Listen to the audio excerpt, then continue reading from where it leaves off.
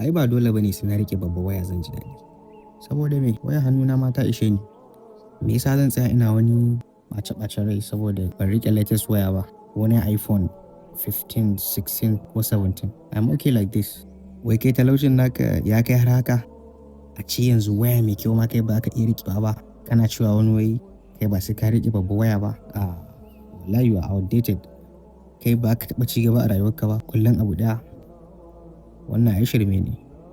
Kar ka sake ka shiga wahala saboda wai mutane za su yi magana akan wani abu da ya shafi rayuwarka.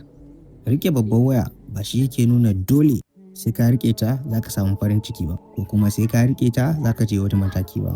Da ka riƙe wata babbar wayar, gara ka yi amfani da kuɗinta ka juya kai wani abu da zai amfane ka a rayuwa. Remember, mutane za su yi magana, but they talk, you live.